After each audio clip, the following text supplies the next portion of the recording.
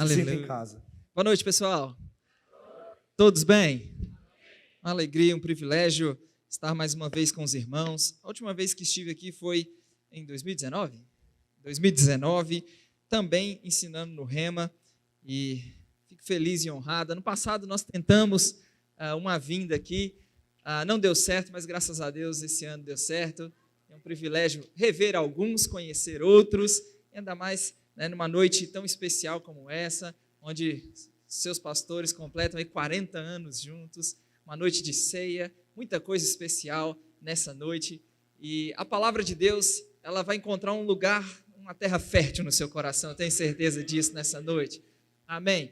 Jesus falou sobre aquele terreno onde a semente da palavra, ao ser semeada, vai produzir a 30, 60 e a 100 por um. Eu queria que você abrisse a sua Bíblia comigo em Romanos, no capítulo 3 de Romanos, dos versos 23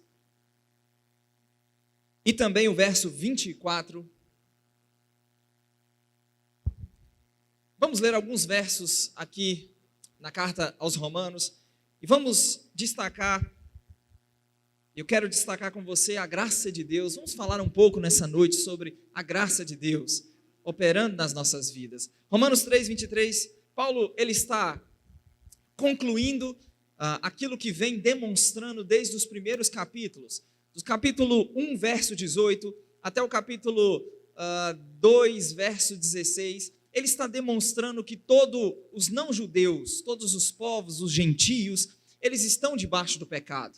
Do capítulo 2, verso 17, até o capítulo 3, verso 21, ele demonstra que todos os judeus estão debaixo do pecado. Obviamente ele está falando da condição da humanidade antes de Cristo, sem Cristo. Amém, pessoal? Então, isso fica ainda mais óbvio quando você lê o verso 9, onde ele diz: temos nós qualquer vantagem? Não, de forma alguma, pois já temos demonstrado que todos, tanto judeus como não judeus, eles estão debaixo do pecado. E então ele continua como está escrito: não há justo, não há nenhum sequer, não há quem entenda, não há quem busque a Deus, todos se extraviaram. Você chega em Romanos 3, 23, que é o texto que nós vamos ler, ele chega no verso 23, é a conclusão dessa demonstração que Paulo vem fazendo a respeito da condição em que toda a humanidade sem Cristo, ou antes de Cristo, se encontrava. Romanos 3, 23, todos pecaram e destituídos ou carecem da glória de Deus. Eu já logo te adianto que essa não é mais a minha, a sua condição. Pecador destituído da glória de Deus, não. O verso 24 diz que fomos justificados gratuitamente por sua graça, mediante a redenção que há em Cristo Jesus. Fala para alguém que está perto de você: você foi justificado por graça. Quando você chega comigo no capítulo 5, verso 1, ainda na carta de Paulo aos Romanos, no capítulo 5, verso 1, o apóstolo Paulo diz: justificados, pois, mediante a fé. Ele termina o capítulo 4 mostrando o exemplo de Abraão. A justiça foi imputada a Abraão não porque ele praticou a circuncisão ou qualquer obra. A circuncisão veio como um selo da fé que Abraão teve antes mesmo de ser circuncidado. E ele exalta a fé de Abraão e mostra que a justiça foi imputada a Abraão porque ele creu. E ele termina então o capítulo 4, dizendo que não somente a ele vai ser imputada, mas também a nós que cremos naquele que ressuscitou dos mortos, o nosso Senhor Jesus Cristo. E então no verso 25 ele diz que Jesus, ele foi entregue pelas nossas transgressões, ele ressuscitou por causa da nossa justificação. Então chegamos no capítulo 5, verso 1, justificados, pois mediante a fé nós temos paz com Deus, por intermédio de nosso Senhor Jesus Cristo. Deus não está de mal de você, Deus não está de mal de nós, Deus não está de mal com a humanidade. Justificados por fé, nós temos paz com Deus por intermédio de nosso Senhor Jesus Cristo. Eu quero chamar a sua atenção mais uma vez para a graça destacada no verso 2. Ele diz: por intermédio de quem obtivemos igualmente acesso pela fé a esta graça. Que Paulo está dizendo? Pela fé nós obtivemos acesso pela fé à graça de Deus. Nela nós estamos firmes e nos gloriamos. Gloriamo-nos na esperança da glória de Deus. A graça de pecador destituído da glória nos colocou numa posição de justificados por fé, em paz com Deus, com a expectativa de que vamos experimentar a glória de Deus. Ainda no capítulo 5, ele contrasta Adão e Cristo. Adão desobedece e resulta em consequências para a humanidade. Por meio de um só homem entra pecado no mundo, pelo pecado a morte passa a todos os homens então, porque todos pecaram. Isso está no verso 12. Ele diz que, como eu disse, o texto é bem extenso, eu não quero mexer com todos os versículos, com todos os detalhes, mas o contexto é exatamente esse. Adão desobedece e as consequências da desobediência de Adão. Cristo obedece e a obediência de Cristo resultou em benefício, perdão, reconciliação, justificação que nos alcançou. E quando você chega no verso 17, Paulo diz, se pela ofensa de um e por meio da... Verso 17, você está comigo? Se pela ofensa de um e por meio de um só, reinou a morte, muito mais. Você pode destacar comigo esse muito mais aqui? Muito mais. Os que receberam a abundância da graça e o dom da justiça reinarão em vida por meio de um só, a saber, Jesus Cristo.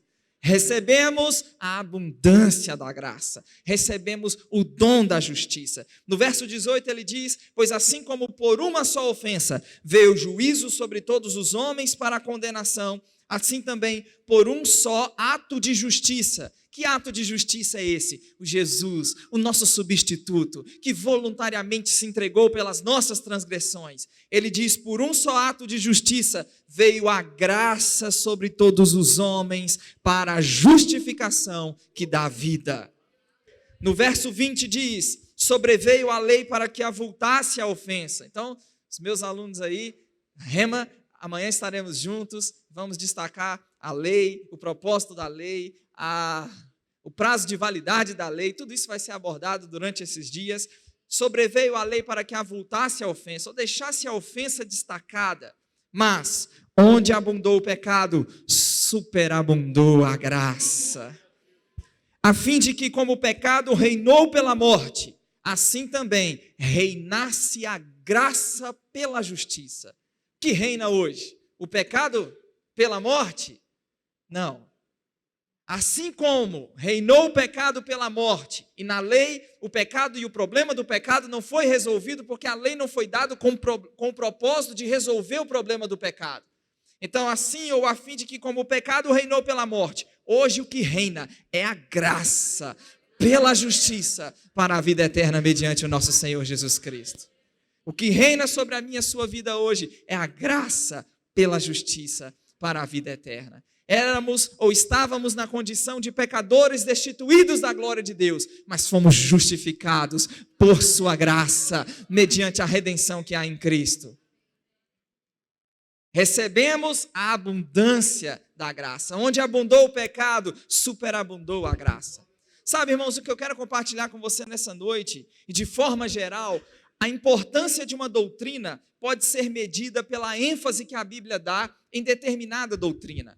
Muitos crentes, infelizmente, eles querem se tornar experts, ou eles querem se tornar especialistas, eles querem se tornar PhDs, doutores naquilo que a Bíblia pouco fala. E muitas vezes acabam se tornando analfabetos naquilo que a Bíblia muito fala. E quando nós falamos da graça de Deus, nós não estamos falando de um assunto periférico nas Escrituras. Nós estamos falando daquilo que Deus é. A graça de Deus diz respeito àquilo que Deus é. A graça de Deus diz respeito, ou é a base das ações de Deus em favor do homem. A graça de Deus é o poder transformador de quem nós somos, é o poder transformador do que nós nos tornamos. Olhamos para a Bíblia e vemos que a graça tem uma abrangência enorme, ela é profunda, ela é ampla, ela é poderosa. O que é a graça de Deus? A graça, ela é demonstração de favor, especialmente quando este favor não é merecido. Graça transmite a ideia de alguém inclinando-se, curvando-se bondosamente para abençoar alguém que se encontra em uma posição inferior. Alguns homens de Deus ao longo da história falaram um pouco, ou definiram um pouco o que é a graça de Deus. Por exemplo, John Stott disse: Graça é o amor que se inclina, que se importa para socorrer. Harry Ironside disse: graça é o oposto de merecimento. Graça não é apenas favor imerecido, mas é o favor demonstrado por aquele que merecia exatamente o contrário. Graça é favor demonstrado por aqueles que mereciam completamente o contrário, completamente o oposto. E é curioso que quando você olha para a Bíblia, você vai ver diferentes formas, diferentes maneiras em que a graça de Deus, ela vai operar nas nossas vidas à medida que nós nos rendemos a ela. Quer ver um exemplo? O que a eletricidade ela nos proporciona nessa noite? Esses ar-condicionados, eles estão funcionando por causa de eletricidade. Essas luzes, elas estão acesas por causa da eletricidade. Esse som, ele pode ser, podemos desfrutar da forma como temos desfrutado dele nessa noite por causa da eletricidade, não é assim? Então percebe os diferentes resultados ou as diferentes maneiras que a eletricidade está nos beneficiando nessa noite. Temperatura, iluminação, a amplificação aqui da voz, do som, não é assim, pessoal? Da mesma forma, é a graça de Deus nas nossas vidas. Se a salvação, e entenda com muita reverência, com muito temor o que eu vou dizer, se a salvação fosse a única coisa que a graça de Deus tivesse feito por nós, nós teríamos motivos suficientes para louvarmos a Deus, rendermos graças ao Senhor, não é assim? Mas há muito mais envolvido. A graça, e eu vou te mostrar rapidamente nessa noite, que a graça que se manifestou salvadora, essa graça continua operando nas nossas vidas, depois de salvos, para vivermos vidas santas, para vivermos vidas produtivas. Eu quero te mostrar nessa noite pelo menos 3 aspectos ou 3 formas e maneiras que a graça de Deus ela vai operar na minha e na sua vida se nós nos rendermos a ela, se nós nos permitirmos ser inspirados pela graça de Deus. Pelo menos 3 formas e 3 maneiras que a graça de Deus ela vai operar nas nossas vidas. Número 1, uma graça que te salvou. Graça para a salvação. Diga comigo, graça que me salvou. Tony Cook, em seu livro Graça, o DNA de Deus, ele diz que a graça para a salvação é o poder e a habilidade de Deus que nos justifica, que perdoa os nossos pecados e que nos fez novas criaturas em Cristo Jesus. A graça de Deus nos justificou. Como eu havia dito, pecadores de pecadores destituídos da glória de Deus, fomos justificados gratuitamente por sua graça, mediante a redenção que há em Cristo Jesus. Quando falamos de graça para a salvação, você obviamente há de se recordar de Efésios 2, verso 8, não é assim? Pela graça sois salvos. Só que é importante a gente destacar e voltar um pouquinho antes, porque o contraste que o apóstolo Paulo faz era a condição que nós estávamos e o que a graça de Deus fez por nós. O que ele começa no capítulo 2, verso 1 de Efésios, dizendo: nós estávamos mortos em delitos e pecados, mas recebemos vida. Ele nos deu vida estando nós mortos nos nossos delitos e pecados. Ele diz a forma ou a condição em que nós nos encontrávamos. Nós andávamos segundo o curso deste mundo, segundo o príncipe da potestade do ar, do espírito que agora atua nos filhos da desobediência. Todos nós andamos outrora, fazendo a vontade da carne, dos pensamentos, éramos por natureza filhos da ira ou destinados à ira. Mas graças a Deus a mensagem não acabou aí. E Deus deu uma resposta graciosa à condição em que nós estávamos. Verso 4 diz: mas Deus, sendo rico em misericórdia, por causa do grande amor com que nos amou, e estando nós mortos nos nossos pecados, nos deu vida juntamente com Cristo, juntamente com Ele nos ressuscitou, nos fez assentar nos lugares celestiais. Você e eu estamos assentados com Cristo nos lugares celestiais. O verso 7 é impactante, é chocante, é maravilhoso. Paulo diz: Deus fez isto, verso 7, para mostrar aos séculos vindouros a suprema riqueza da sua graça em bondade para conosco em Cristo Jesus.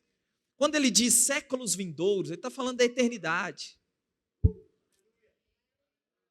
que Paulo está dizendo é que a eternidade vai testemunhar a riqueza da graça e da bondade de Deus para conosco. E então chegamos no verso 8, pela graça sois salvos, por meio da fé, mediante a fé. Isso não vem de vós, é dom de Deus, não de obras para que ninguém se glorie. Nós somos uma feitura dele, criados em Cristo para as boas obras que Deus de antemão preparou para que andássemos nelas. Uma graça que nos salvou. Tito 2,11, o apóstolo Paulo diz, porque a graça de Deus, ela se manifestou salvadora a todos os homens. Ainda na carta de Tito, no capítulo 3, no verso 7, Paulo diz, a fim de que, justificados por graça, nos tornemos seus herdeiros, segundo a esperança da vida eterna. Então essa graça nos salvou, perdoou os nossos pecados, nos fez novas criaturas em Cristo Jesus, nos transformou de inimigos em embaixadores, ministros da reconciliação. Mas como eu disse, há mais envolvido no que a graça de Deus pode fazer por nós. A graça opera na nossa vida, não somente nos iniciando na família de Deus, mas também ela continua operando na nossa vida, durante a nossa caminhada, para vivermos vidas santas, que agrada a Deus, para vivermos vidas produtivas. É bem comum, na atualidade, esse tipo de pensamento. Alguns chegam a conclusões equivocadas. Pegam somente um aspecto do que a graça de Deus significa, de que forma ela nos abençoa e opera nas nossas vidas, e fica somente com um lado da verdade e esquece o aspecto complementar. Sempre, irmãos, nós precisamos olhar, seja para qual for o tema bíblico, nós precisamos ter uma macrovisão bíblica, abordarmos determinado tema da palavra sob todos os ângulos que a palavra nos apresenta. E com a graça de Deus não é diferente. Então, aqueles que, de forma equivocada, pegam somente um aspecto da verdade, chegam a determinadas conclusões como essa. Eles pensam, já que a graça de Deus não está baseada na minha performance, no meu desempenho, na minha perfeição, ou seja, eu não sou salvo pelas obras, eu sou salvo pela graça, Deus então não se importa com a forma como eu vivo. Equivocadamente chegam a essas conclusões sem observar o aspecto complementar. Você quer ver outro? Já que o amor de Deus, alguns pensam, já que o amor e a aceitação de Deus não estão baseados nas minhas obras, eu estou livre para fazer o que quiser e viver como me der vontade. Será que é assim? Já que a graça de Deus, já que Deus me vê apenas em Cristo, meu comportamento não traz qualquer consequência, não tem importância a forma como eu vivo. Se Deus já perdoou todos os meus pecados, o pecado não tem qualquer importância na minha caminhada. E como eu disse, isso é mentalidade de alguém que esqueceu do aspecto complementar. Quando você olha para a palavra de Deus, você precisa entender que há um aspecto legal do que eu e você somos em Cristo. A nossa identidade. Mas também há o nosso estilo de vida.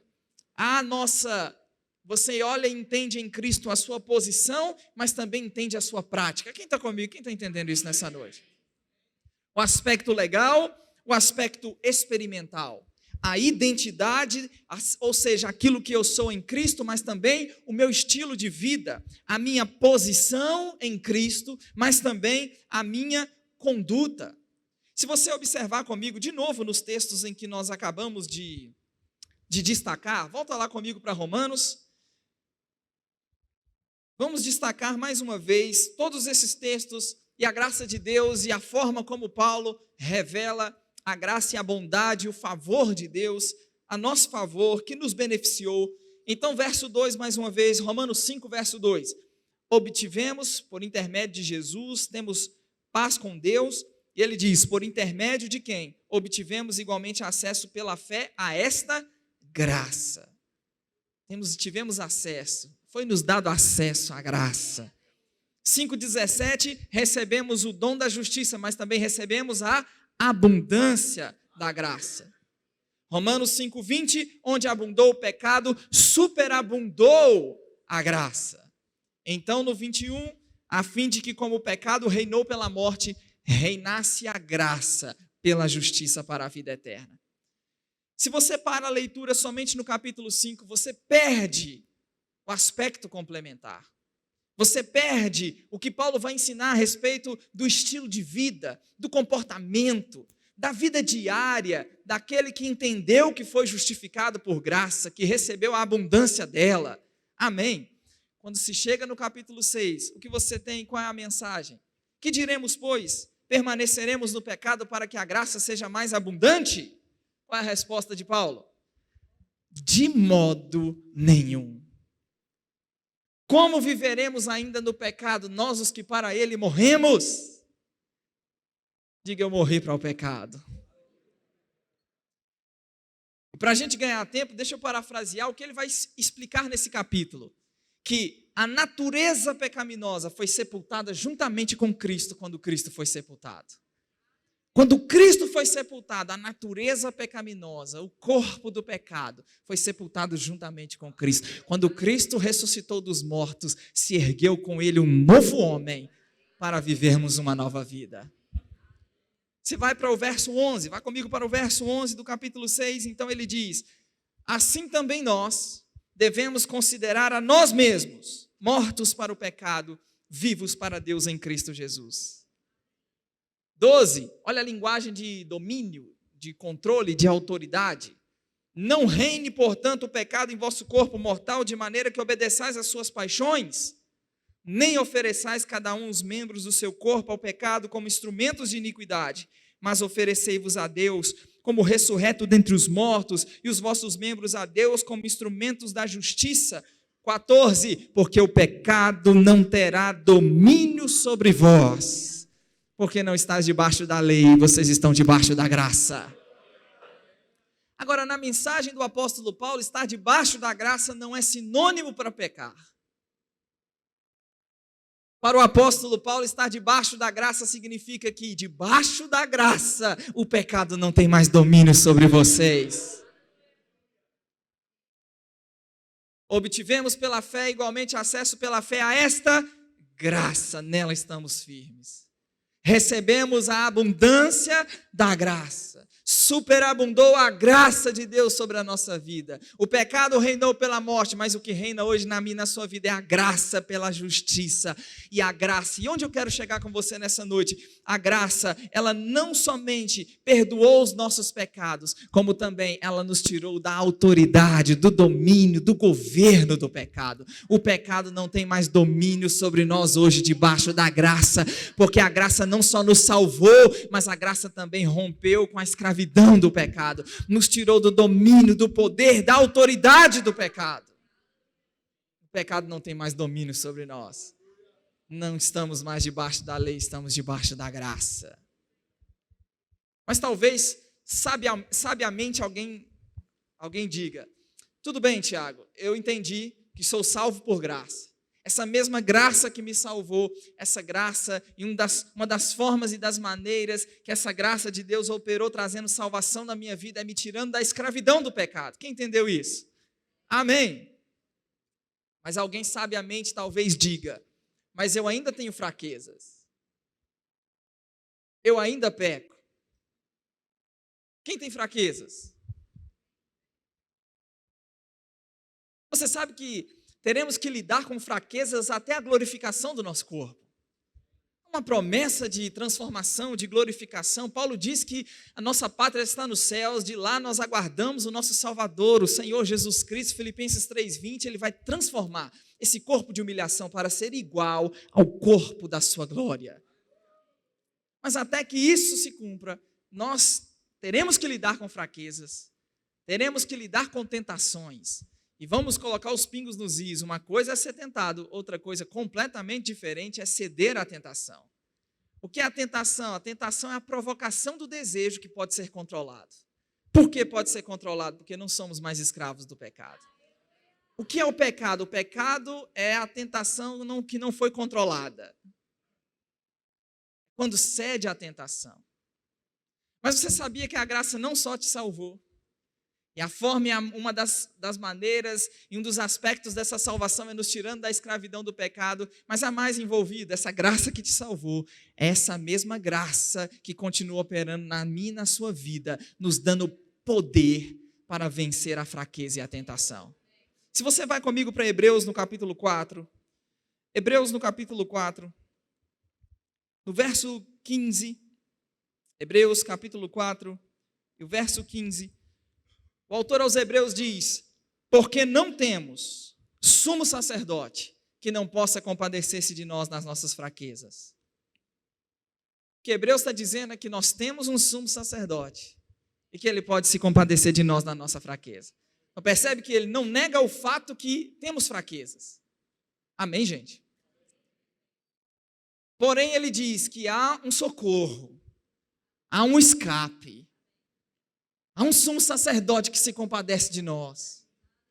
E ele, por que ele se compadece de nós? Ele diz: antes foi ele tentado em todas as coisas. Quantas coisas ele foi tentado? Em todas as coisas, a nossa semelhança.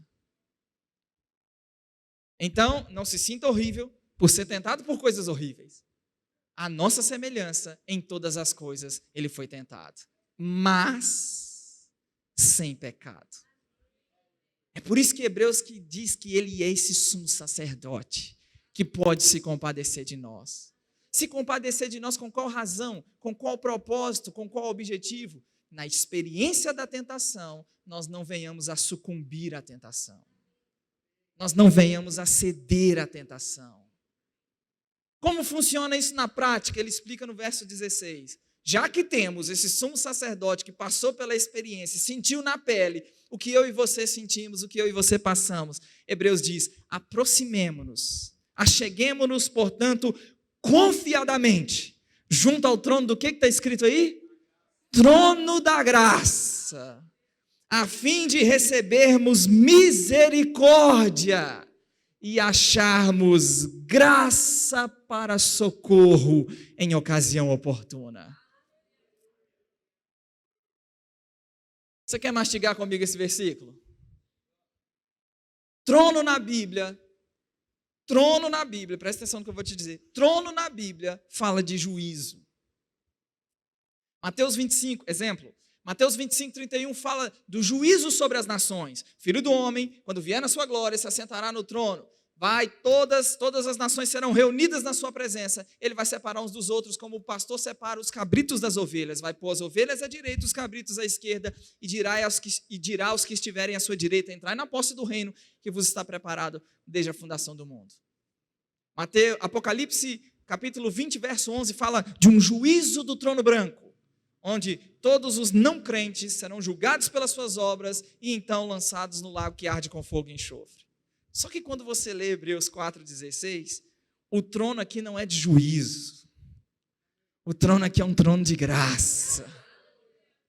E quem se assenta nele é um sumo sacerdote misericordioso, que sabe o que eu e você passamos na experiência da tentação, e que ele diz: você pode se achegar, não é com timidez, não é com medo, não é com covardia, você pode se achegar confiadamente a esse trono de graça. Você vai experimentar ao se aproximar, você vai experimentar de graça, não só graça que te salvou, você vai experimentar de uma graça que te socorre. Diga comigo: graça me socorre. Ele diz: graça para socorro em ocasião oportuna. Agora eu te pergunto: graça para socorro, o que isso significa? Sabe, no momento da tentação. Sabe quando aquela prática que talvez você pense: eu nunca vou conseguir viver livre dela. Eu não consigo, mais forte do que eu consegue. Você descobriu nessa noite que você não é mais escravo. A graça, o pecado não tem mais, debaixo da graça o pecado não tem mais domínio sobre nós. Há um sumo sacerdote assentado nesse trono da graça e te convida para se achegar.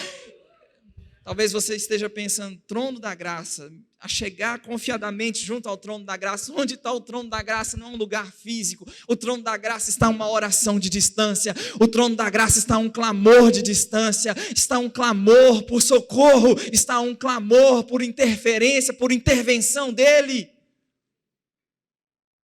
A tentação tentou ganhar controle e domínio. A tentação tentou, Você se aproxima do trono da graça. Senhor, obrigado, porque é um sumo sacerdote assentado no trono.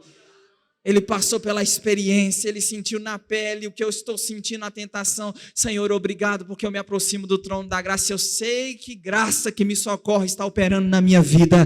Graça que me socorre, graça que me socorre.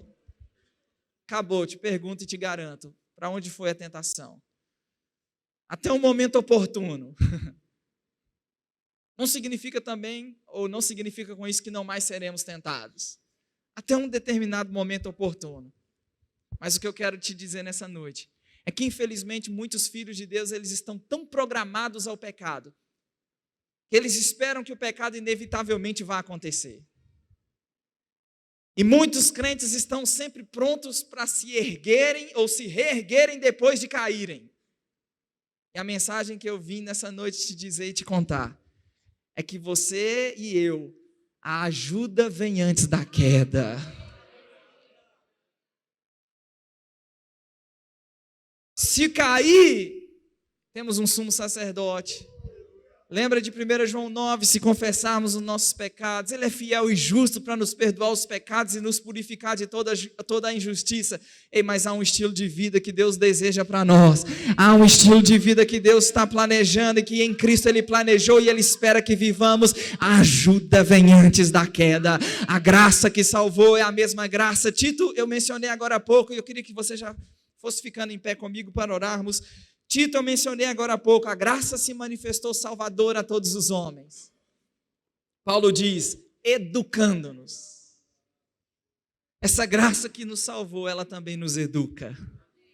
Nos educa a quê? Paulo diz, a renegadas, a impiedade e as paixões mundanas. Vivamos no presente século, sensata, justa e piedosamente, aguardando a manifestação do nosso grande Deus e Salvador Jesus Cristo. Eu não sei, a maioria aqui, e é bom, é sinal, evidência de crescimento, a maioria eu não conheço. Nessa noite eu vim te dizer que não importa quem você foi, o que você fez, o seu passado, não há nada, nenhum comportamento, prática, está fora do alcance da graça e do perdão de Deus. Talvez chegou aqui nessa noite tomado de consciência de que errei, falhei, talvez não conseguiu nem erguer as mãos por se achar indigno. Uma graça de Deus, uma graça de Deus sobre as nossas vidas, uma graça que nos lava, que nos perdoa. Fecha seus olhos. Pai, nós oramos, nós nos rendemos à Tua graça. Nessa noite destacamos a graça que nos salva, a graça que nos socorre. A graça que nos salva, a graça que nos socorre. Está muito mais envolvido na Tua graça, pela Tua graça que somos o que somos. É pela graça que podemos trabalhar. Paulo diz que é pela graça eu trabalhei mais do que todos os apóstolos. Ele diz, não eu, mas a graça. A graça de Deus comigo. Graça que fortalece. Paulo reconheceu quando sou fraco, então aí que sou forte. O Senhor disse, a minha graça te basta. E aqueles que precisam nessa noite ser fortalecidos, eu oro para a Tua graça os fortalecendo nessa noite. Aqueles que têm servido ao Senhor com tanta excelência, com tanto esmero, em nome de Jesus Cristo, eu e você estamos servindo pela graça. É por causa dela que estamos servindo, é pela graça que estamos fazendo o que estamos fazendo. Para aqueles que na experiência da tentação não têm encontrado forças, há uma graça que nos socorre, há uma graça que te socorre. Para aqueles que entrou aqui sem reconhecer Jesus como Senhor, uma graça que te salva. Por isso nessa noite eu queria orar por você que nunca fez de Jesus seu Senhor. Você diz, eu entendi que a graça é aquele favor demonstrado para aqueles que mereciam completamente o contrário. Você diz, esse sou eu.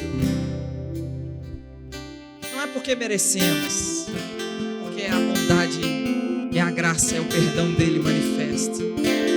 Alguém nessa noite que diz: eu quero fazer de Jesus meu Senhor, eu entendi essa graça. Nessa noite eu quero me arrepender dos meus pecados, me arrepender do tipo de vida que tenho vivido até agora. Você dizer sim para a graça de Deus, não só vai te iniciar na família de Deus nessa noite, mas também vai continuar operando nas nossas vidas, na sua vida. Todos salvos? Todos salvos? Nascidos de novo? Graças a Deus por isso. A graça que nos salvou é a mesma graça que nos socorre, é a mesma graça para servir, é a graça para contribuir, é a graça que nos fortalece. Sejam abençoados na prática da palavra.